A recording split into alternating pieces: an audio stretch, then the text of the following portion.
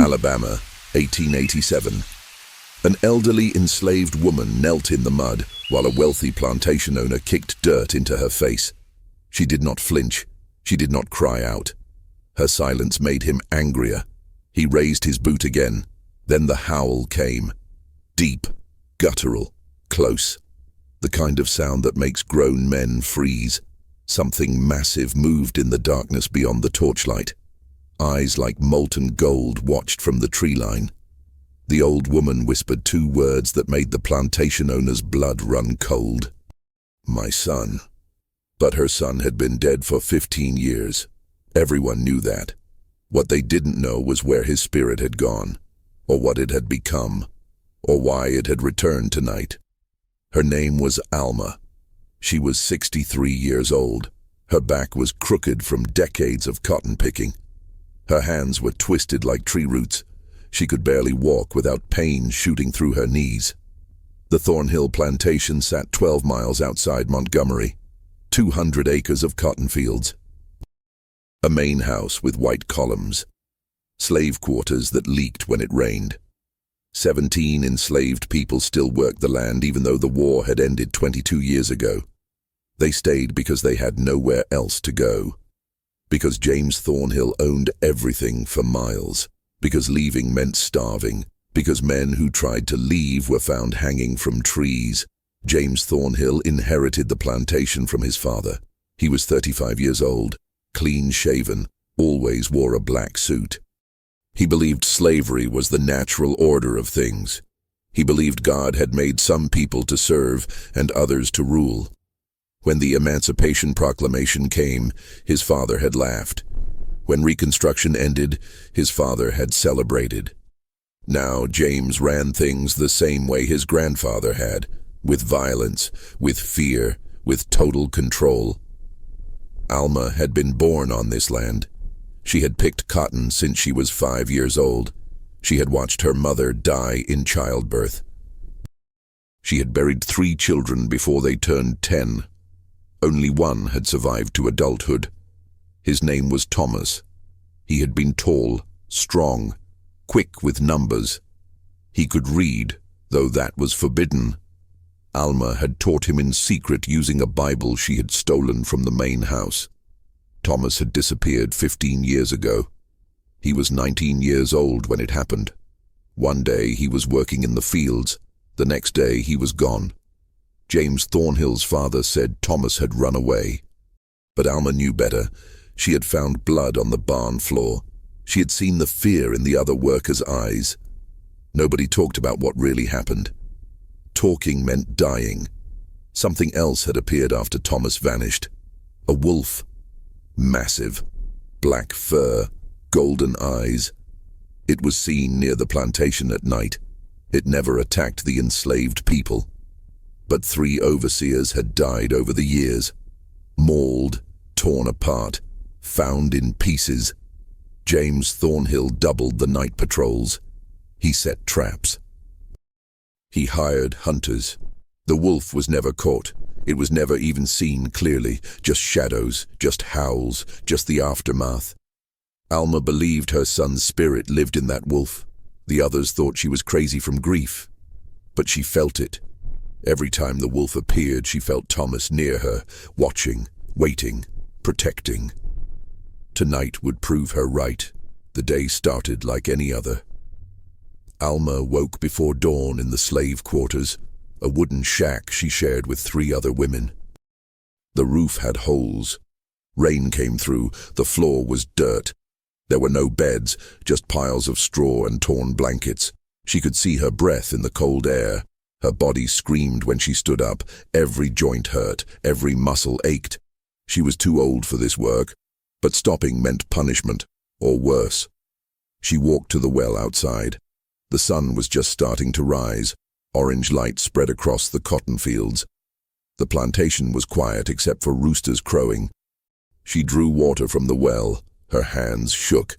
The bucket was heavy. She spilled half of it, carrying it back.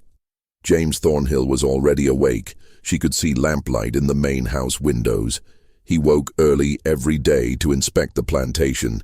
to make sure his property was in order. That included the enslaved people. Alma went to the main house kitchen. She was supposed to help cook breakfast. Her job was to peel potatoes and wash dishes. Simple tasks for someone her age. But even simple tasks hurt now. The cook was a woman named Ruth, 40 years old. Ruth had been on the plantation her whole life, too. She moved quickly around the kitchen, cutting, stirring, checking the fire. "You look tired," Ruth said. "I am always tired," Alma replied. "Master Thornhill was asking about you yesterday, saying you move too slow, saying you are useless." Alma said nothing. She picked up a potato and started peeling. Her hands cramped. The knife slipped. She cut her thumb. Blood dripped onto the potato. "Careful," Ruth said. "Do not bleed on his food." Alma wrapped her thumb in a rag. She continued peeling. The pain in her hands got worse. She dropped the knife twice. James Thornhill came into the kitchen. He was dressed in his black suit. His boots were polished. His hair was slicked back with oil. He looked at Alma with disgust. "Why is she still working in here?" he asked Ruth. "She helps me, Master Thornhill. She does what she can." "She does nothing. Look at her. She can barely hold a knife." Alma kept her eyes down.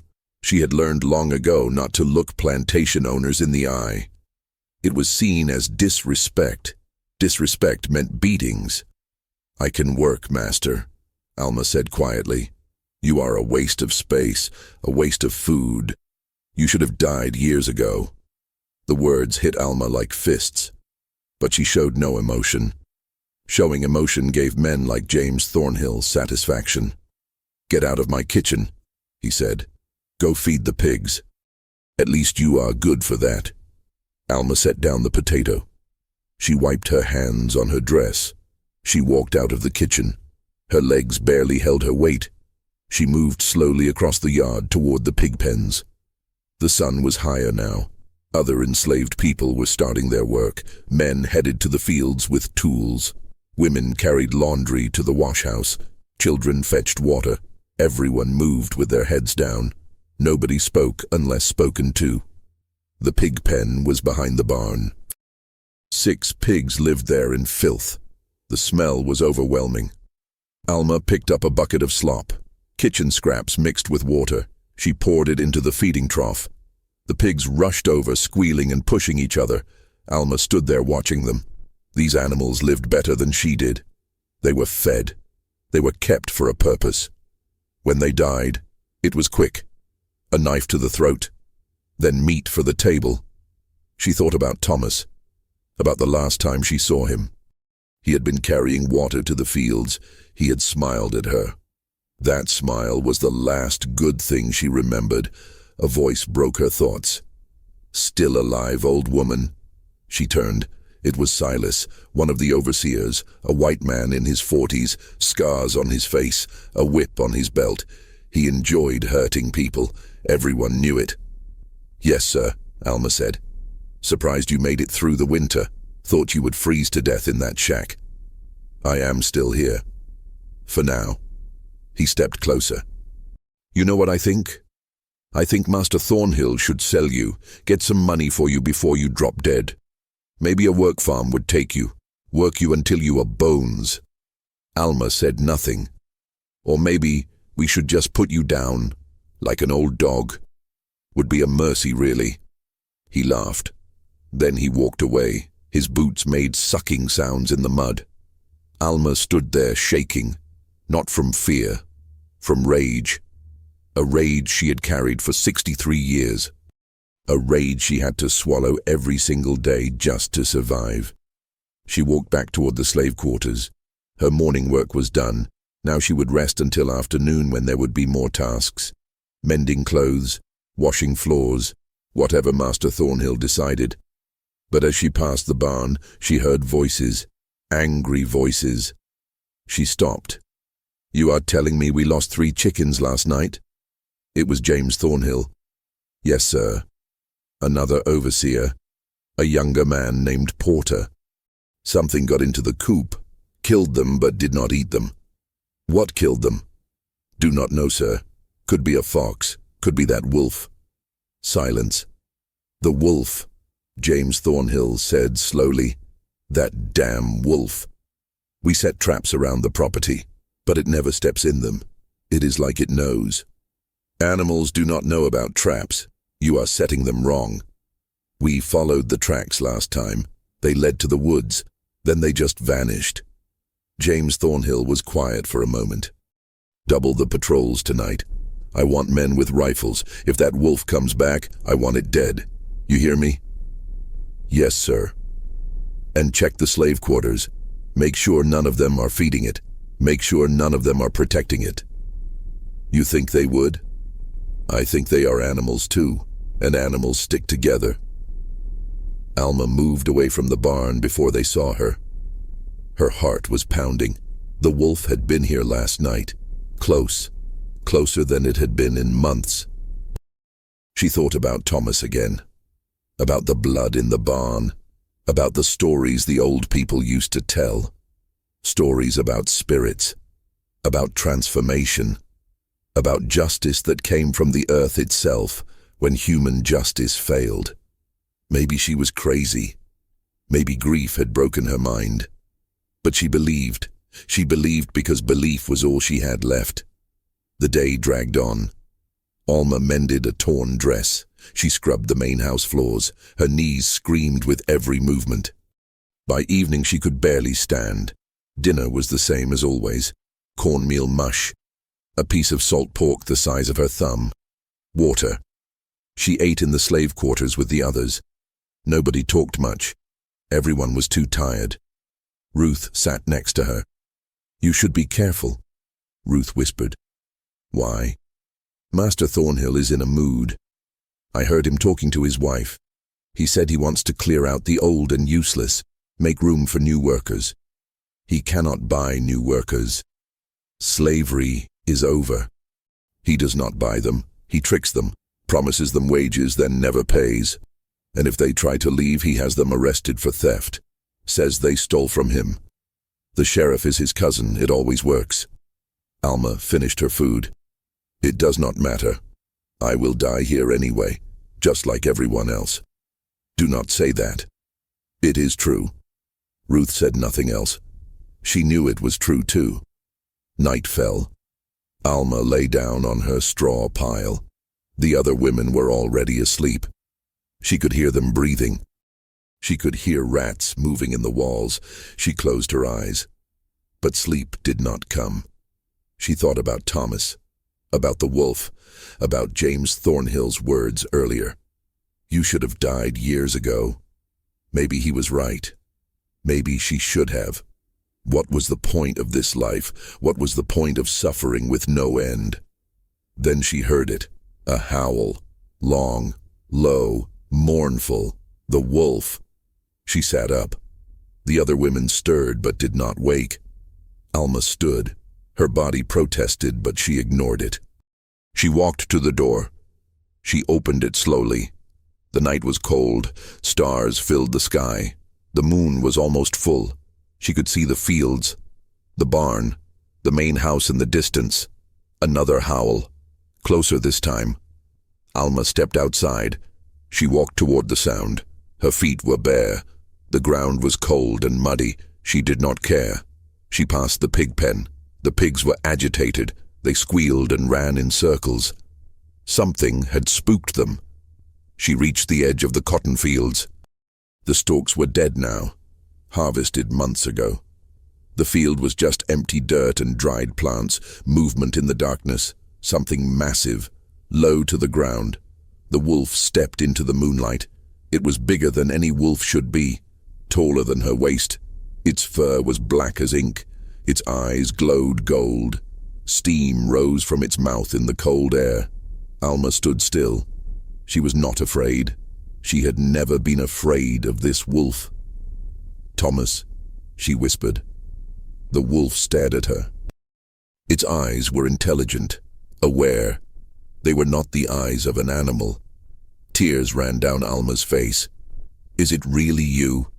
The wolf took a step closer. Then another. It was 10 feet away now. She could smell it. Wild, earthy, like the forest. "They killed you," she said. "They killed you and they lied about it, and I could not do anything. I could not save you." The wolf lowered its head. A sound came from its throat, not a growl, something softer, almost like a whimper. Alma took a step forward. Her hand reached out, shaking, trembling. The wolf did not move. Her fingers touched its fur. It was warm, real, solid. "My son," she cried. "My boy." A gunshot exploded in the night. The bullet hit the ground near the wolf. Dirt sprayed up. The wolf turned and bolted. It vanished into the darkness in seconds. Alma spun around. James Thornhill was running toward her with a rifle. Porter was behind him with a torch. "Did I hit it?" Thornhill yelled. "No, sir," Porter said. "It is gone." Thornhill reached Alma. He grabbed her by the arm. His grip was like iron. "What the hell are you doing out here?" "Nothing, master. I heard a noise." "You were talking to that animal. I saw you. You were talking to it." "No, master." "You were." He shook her. Her teeth rattled. "You are feeding it. You are protecting it." "I am not." "Liar." He threw her to the ground. She hit hard. Her shoulder made a cracking sound. Pain shot through her body. "Please," she gasped. "That wolf has killed my livestock. It has killed my men, and you are helping it." "I am not. I swear." He kicked her in the ribs. She coughed. Blood came up. "Master Thornhill," Porter said, "maybe we should—" "Shut up." Thornhill pointed the rifle at Alma's head. "Maybe I should just end this now. Put you down like the useless animal you are." Alma looked up at him. She saw no humanity in his eyes. Just hate, just cruelty. "Do it," she said quietly. That surprised him. "What?" "Do it." "Shoot me. I am ready." He stared at her. Then he lowered the rifle. "No, that would be too easy. You are going to suffer first." He turned to Porter. "Lock her in the cellar. No food, no water, 3 days. Let us see if she is still loyal to that wolf when she is starving." Porter hesitated. "Sir, she is old. She might not survive. Then she dies. I do not care." They dragged Alma across the plantation. Her body screamed in agony. They opened the cellar door. It was a hole in the ground beneath the barn, completely dark, completely empty. It smelled like mold and death. They threw her down the stairs. She tumbled, hit the floor, lay there gasping. The door slammed shut above her. A lock clicked. Darkness. Complete. Total. Absolute darkness. Alma lay there for a long time. She might have passed out. She was not sure. When she opened her eyes again, she could not tell if they were open or closed. It was that dark. Her ribs hurt. Her shoulder hurt. Everything hurt. She thought she might die here, and maybe that would be okay. But then she heard it again. Faint, distant, but there. A howl. The wolf was still out there. Thomas was still out there. And as long as he was out there, she would hold on. She had to, because she realized something in that darkness, something important. Thomas had not just come back to protect her. He had come back for revenge, and that revenge was just beginning. The cellar was a tomb. Alma could not see her own hands in front of her face. The darkness pressed against her like a physical weight. She tried to stand, but her body would not obey. Her shoulder was badly injured. Every breath sent sharp pains through her ribs. She lay on the cold dirt floor. Time became meaningless. She did not know if minutes or hours were passing. There was no light, no sound except her own breathing and the occasional scurrying of rats. Thirst came first. Her throat became dry, then scratchy, then painful. She tried to swallow, but there was no moisture in her mouth. Her tongue felt thick and swollen. Hunger came next. Her stomach cramped. It had been empty when they threw her down here. Now it twisted and growled. She tried to ignore it, but the pain grew worse. The cold was constant. It seeped into her bones. She shivered uncontrollably. Her thin dress provided no warmth. She curled into a ball, trying to preserve body heat. It did not help much. Hours passed, or maybe days. She could not tell. She drifted in and out of consciousness.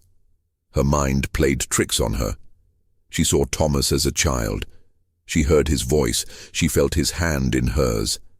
Then she would wake and remember. He was dead. Gone. Murdered on this plantation 15 years ago. But the wolf was real. She had touched it. She had felt its warmth. That was not a dream. She thought about what James Thornhill had said. You are going to suffer first. She had suffered her entire life. What was 3 more days? What was dying slowly in a dark hole compared to 63 years of slavery? Maybe this was mercy. Maybe death would finally free her. But then she thought about Thomas, about the wolf, about the way it had looked at her with those golden eyes. He had not moved on. He had not found peace. He was still here, still tied to this place, still protecting her. If she died, what would happen to him? Would he finally be free? Or would he be trapped here forever? She had to survive. Not for herself, for him. Alma dragged herself across the floor. Her hands searched the darkness. She found a wall, stone, damp. She felt along it, looking for anything. A crack where water might seep through. A hole where air came in. Nothing. She kept searching. Her fingers touched something soft. She pulled back. A rat. It squeaked and ran away. She continued along the wall. Then her hand touched something different. Wood. A shelf, maybe. She felt upward. There were objects on it. She grabbed one. A jar. Empty. Another jar. Also empty. Then she found something else. A small tin cup. She shook it. Liquid sloshed inside. Water. Old water. Probably stagnant. Probably full of things that could make her sick. She did not care.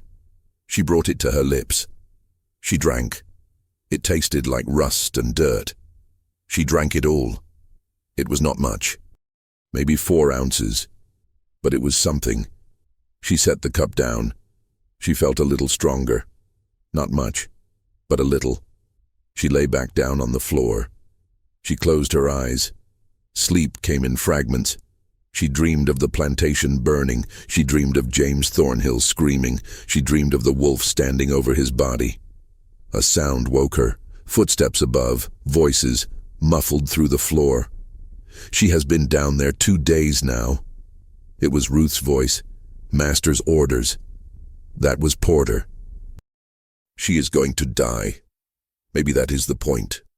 It is murder. Watch your mouth. You want to end up down there with her? Silence. Then the footsteps moved away. 2 days.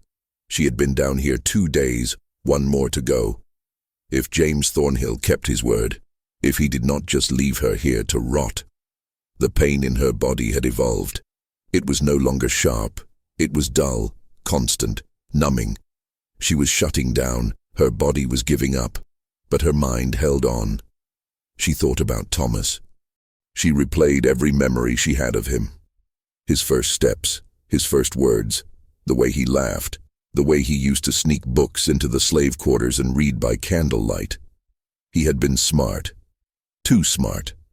That was dangerous for an enslaved person. Smart slaves asked questions. They saw the contradictions. They wanted freedom. James Thornhill's father had noticed. He had called Thomas uppity. He had said Thomas needed to be broken, needed to learn his place. Alma had begged Thomas to be careful, to keep his head down, to pretend he was simple, but Thomas had refused. He said he would rather die free than live as a slave. He got his wish. He died. But he never got freedom. Or maybe he did. Maybe the wolf was his freedom, a form without chains, a power that could not be controlled.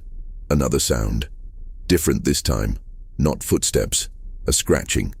Like claws on wood. Alma sat up.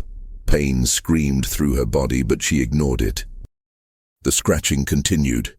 It was coming from above, from the cellar door. Then a howl, close, right above her. The wolf. "Thomas," she whispered. The scratching became more frantic. The wolf was trying to get in, trying to reach her, but the door was thick.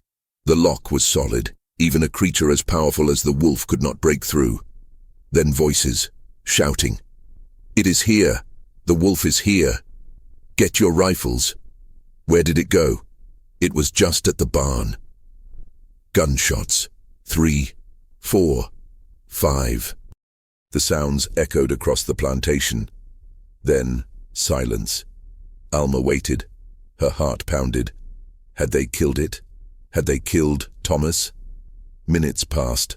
Long, agonizing minutes. Then she heard something else. A scream. Human, male, cut short. More shouting, more gunshots. Chaos above. Something heavy hit the ground. Then another scream. Wet.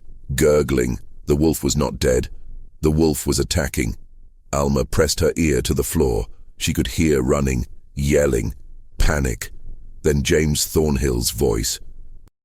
Loud, clear. "Get inside the house, now everyone inside." Doors slamming, more gunshots, then quiet. Alma waited. She did not know what was happening. She only knew the wolf was up there, and it was killing. Hours passed, or maybe just 1 hour. Time was impossible to track. Finally, the cellar door opened. Light poured in. Alma covered her eyes. It hurt. She had been in darkness so long that even lamplight was blinding. "Get up." James Thornhill stood at the top of the stairs. His face was pale. His hands shook. Alma tried to stand. Her legs would not work. She collapsed. "I said get up." "I cannot, master." He came down the stairs. He grabbed her by the hair. He dragged her up the steps. She screamed. Her body scraped against the wood. He pulled her outside. Night had fallen again. Torches lit the plantation. She could see enslaved people huddled near the slave quarters. She could see overseers with rifles standing guard. And she could see bodies. 2 of them. Torn apart. Blood everywhere. "Your wolf did this," Thornhill said. "He threw her to the ground. 2 of my men. Dead. Because of that animal." Alma looked at the bodies. One was Silas, the overseer who had mocked her. His throat was ripped out. His eyes stared at nothing. The other was a man she did not recognize, probably a hired gun. His stomach was torn open. His insides were outside. "I did not do this," Alma said weakly. "You called it here. You are connected to it somehow." He pulled out a pistol. He aimed it at her head. "I should kill you right now." "Then do it," she said. Her voice was barely a whisper. "I am ready to die." His finger tightened on the trigger. Then he stopped. "No, I have a better idea." He turned to Porter. "Tie her to the whipping post. We are going to use her as bait." "Sir?" "That wolf wants her. It came here for her. So we are going to give it what it wants. And when it comes, we will be ready." Porter hesitated. "Master Thornhill, she can barely stand. This seems—" "Do it, or you will be tied up next to her." Porter moved forward. He lifted Alma. She weighed almost nothing now. 3 days without food or water had withered her. He carried her to the center of the plantation yard. The whipping post stood there, a thick, wooden pole driven deep into the ground. Dark stains covered it, blood from countless beatings over the years. Porter tied her wrists to the post. The rope bit into her skin. He tied them high so her feet barely touched the ground. All her weight hung from her damaged shoulder. The pain was unbearable. "I am sorry," Porter whispered. Alma said nothing. She had no strength left to speak. James Thornhill positioned his men around the yard. 6 of them, all with rifles, all pointed toward the darkness beyond the torchlight. "When that wolf comes, you shoot it," Thornhill said. "You shoot it until it stops moving. You understand?" The men nodded. They looked scared. They had seen what the wolf could do. Thornhill stood near the main house porch. He held a rifle himself. His eyes scanned the darkness. Hours passed. Alma hung from the post. Her consciousness faded in and out. The pain became background noise. Everything became distant, unreal. She thought about her mother, about her children who had died young, about Thomas. She thought about the plantation, about the cotton fields, about the generations of people who had suffered here, worked here, died here. This land was soaked in blood, in pain, in injustice. Maybe that was why Thomas had come back, not just for her, for all of them, for everyone who had been broken on this land. The moon rose higher, full, bright. It cast silver light across the plantation. Then she heard it, a howl, long, low, coming from the woods. The men tensed. Rifles came up. Eyes searched the darkness. "Stay ready," Thornhill said. Another howl, closer. Alma lifted her head. She looked toward the sound. "Thomas," she breathed. Movement in the shadows, something massive, circling, staying just beyond the light.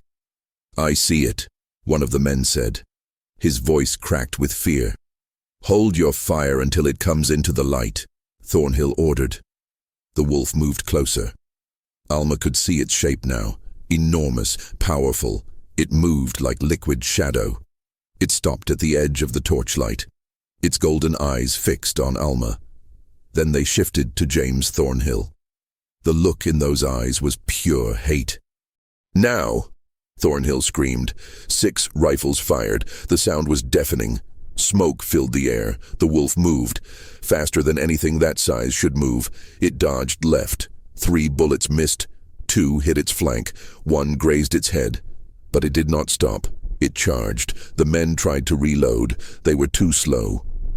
The wolf hit the first man like a freight train. He flew backward. His rifle clattered across the ground. The wolf was on him instantly. Teeth flashed. Blood sprayed. The other men fired wildly. Panicked, their shots went everywhere. The wolf moved between them, a blur of black fur and rage.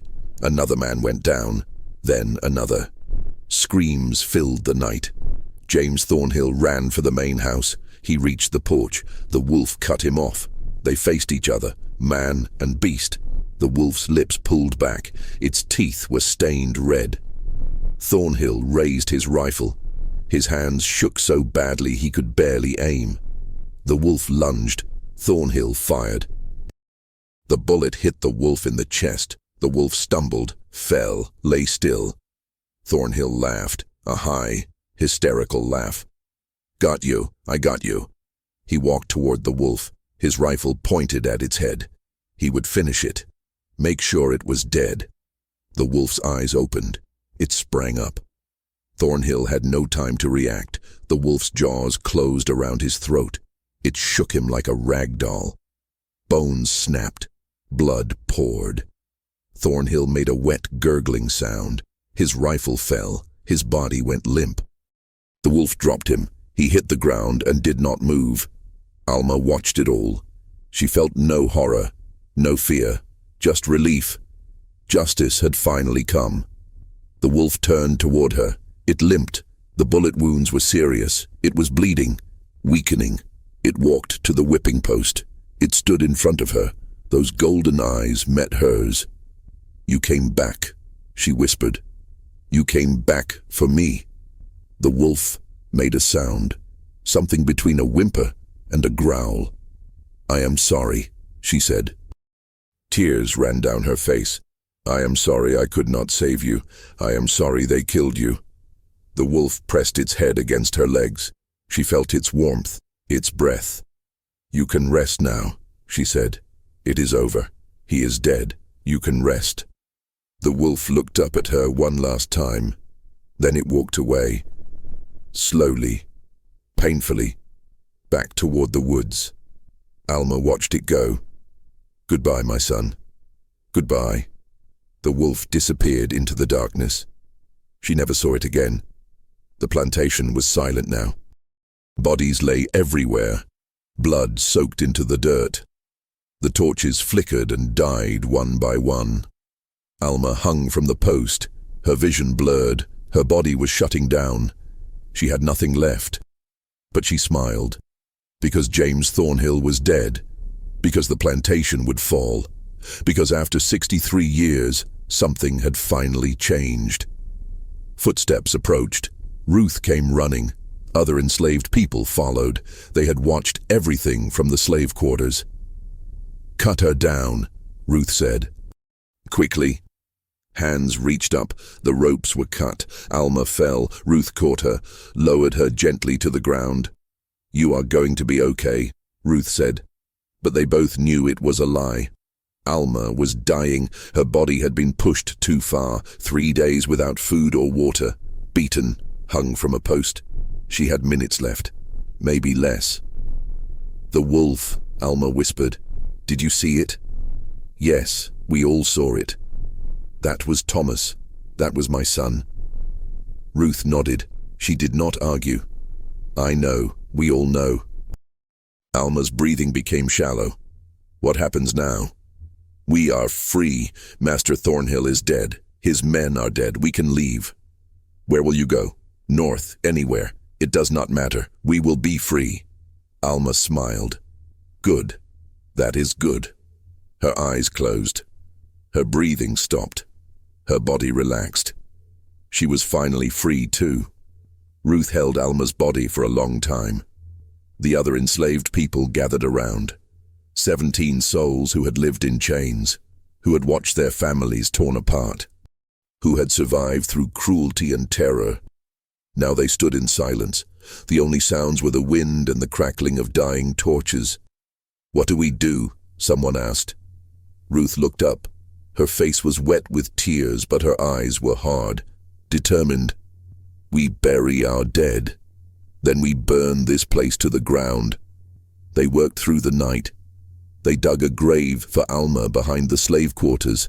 Deep, respectful. They wrapped her body in the best blanket they could find. They laid her to rest as the sun began to rise. Ruth said words over the grave. She was not a preacher, but she knew the Bible. "The Lord is my shepherd. I shall not want. He makes me lie down in green pastures. He leads me beside still waters. He restores my soul." The others repeated the words. Some cried. Some stood silent.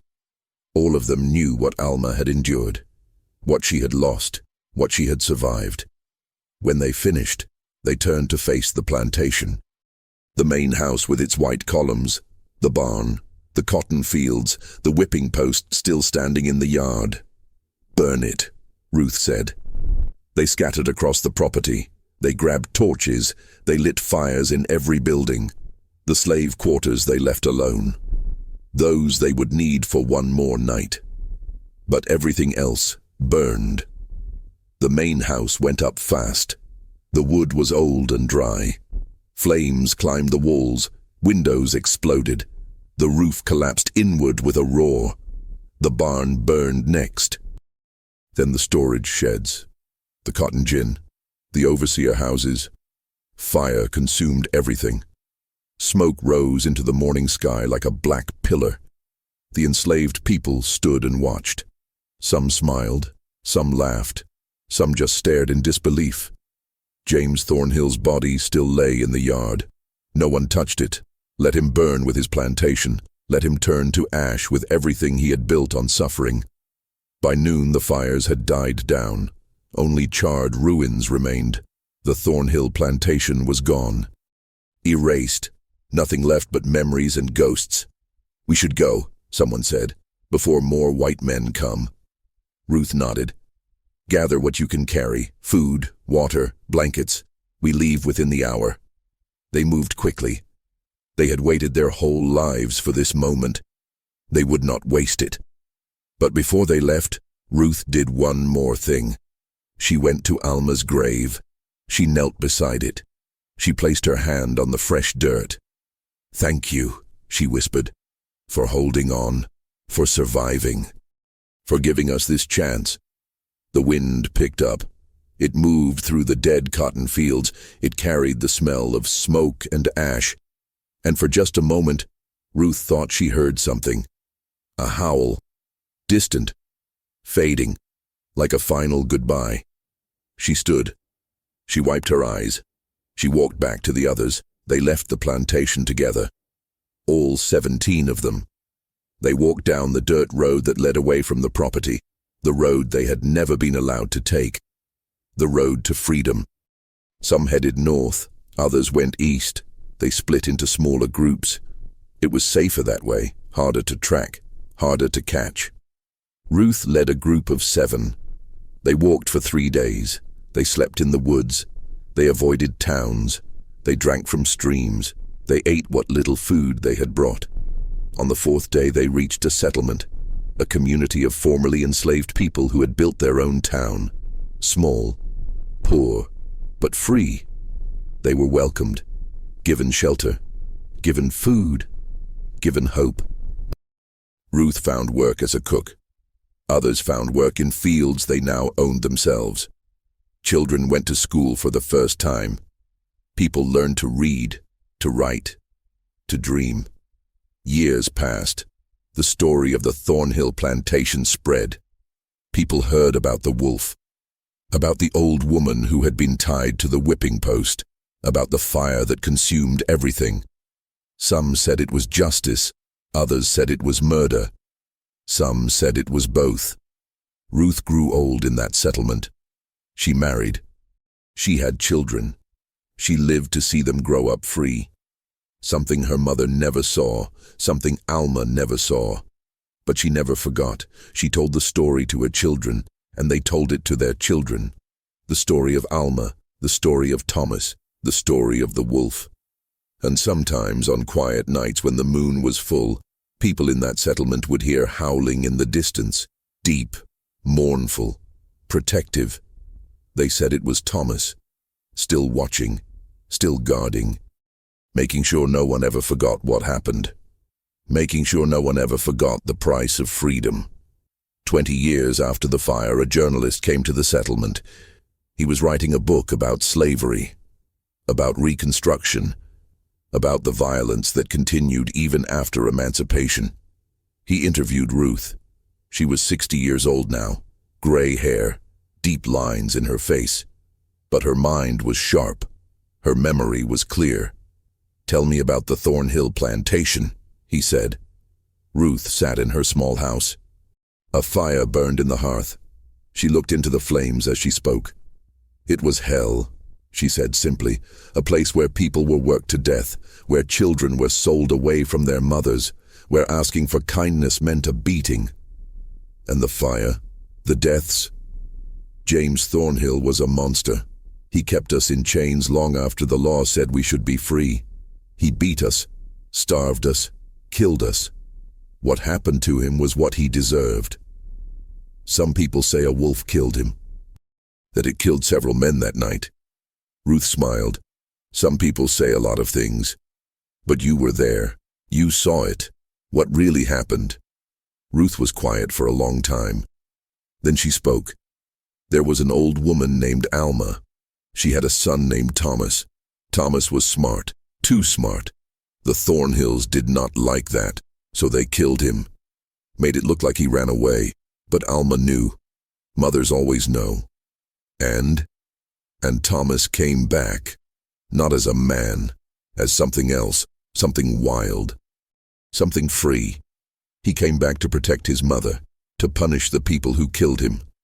"You are saying the wolf was Thomas? That is what you believe?" "I am saying that justice comes in many forms. Sometimes it comes from courts and laws. Sometimes it comes from the earth itself, from the spirits of those who were wronged." The journalist wrote everything down, but he did not include this part in his book. He thought people would think he was crazy, that Ruth was crazy. But he kept the notes. And years later, after he died, his grandson found them. The grandson was a writer too. He decided to investigate. He went to Montgomery. He searched through old records. He found mentions of the Thornhill plantation.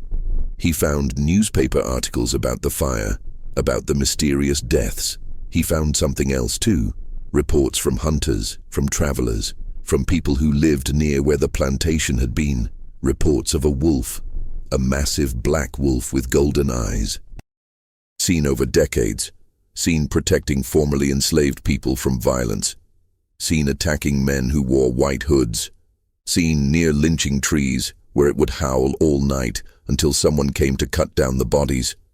The wolf had been seen for over 50 years after Thomas died, long past the natural lifespan of any wolf. The grandson wrote his own book. He called it The Spirit Wolf of Alabama.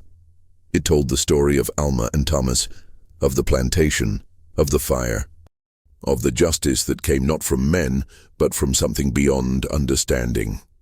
Some people called it fiction, others called it folklore. But formerly enslaved people and their descendants knew better. They knew it was truth, because they had their own stories, stories passed down through generations, stories of protection, of vengeance, of spirits that refused to rest until the wrongs were made right. The ruins of the Thornhill plantation still exist, mostly buried now, overgrown with trees and brush. But if you know where to look, you can find them. The foundation of the main house, bits of the slave quarters, the whipping post fallen and rotting but still there, and Alma's grave, still marked. People visit it sometimes. They leave flowers, they leave stones, they leave notes thanking her for her sacrifice, for her strength, for holding on when holding on seemed impossible. Local historians say the land is cursed, that nothing grows there properly, that animals avoid it, that people who try to build on it always fail. Accidents happen, structures collapse, workers quit. Some say it is the soil, poisoned by ash and blood. Others say it is something else, something that refuses to let the land be used for profit ever again. And sometimes, even now, people hear howling, rangers working in the area, hikers passing through, hunters who wander too close. They hear it and they feel something, a presence, a warning, a promise. The wolf is still there. Thomas is still there, watching, waiting, making sure that what happened on that plantation is never forgotten, making sure that justice once claimed is never taken back. The moral of the story is not simple. It cannot be. History is not simple. Suffering is not simple. Justice is not simple. But if there is a lesson, it is this. Oppression creates spirits that cannot be killed. Cruelty creates forces that cannot be controlled. Violence creates justice that comes in forms the violent never expect. James Thornhill believed he was untouchable. He believed his wealth and his skin color and his position gave him the right to treat people as property, to beat them, to starve them, to kill them. He was wrong, and his wrongness killed him. Alma believed her suffering was meaningless, that her son died for nothing, that nothing would ever change. She was wrong too. Her suffering had meaning because she survived it, because she bore witness to it, because her survival became the foundation for others to build freedom upon. And Thomas? Thomas believed that death was the end, that once he was killed, his story was over. He was the most wrong of all, because death was not the end. It was a transformation, a change, a becoming. He became something that could not be chained, could not be bought, could not be controlled. He became the justice his people could not get from laws or courts or governments. He became what was needed, and he remained until his purpose was fulfilled. Ruth died in 1912. She was 83 years old. She died surrounded by children and grandchildren and great-grandchildren, free people, educated people, people who owned land and businesses and futures. At her funeral, her oldest grandson spoke. He told the story of the Thornhill plantation. He told the story of Alma and Thomas and the wolf. He told it so the youngest generation would know, would remember, would understand the cost of the freedom they enjoyed. When he finished, everyone was silent. Then, from somewhere in the distance, a howl rose into the air. Long, mournful, final. People looked at each other. Some smiled, Some nodded. They knew what it meant. Thomas had heard. Thomas knew. And Thomas approved. The howl faded. The funeral continued. People sang hymns. They prayed. They celebrated a life well lived. And somewhere in the woods of Alabama, a massive black wolf with golden eyes lay down beneath an old oak tree. Its body was scarred, tired, ancient beyond measure. It had done what it came to do. It had protected its mother. It had punished her killers. It had watched over the people who escaped. It had become a legend that would outlive them all. Now it could rest. Finally, truly, completely. The wolf closed its eyes. Its breathing slowed. Its body relaxed.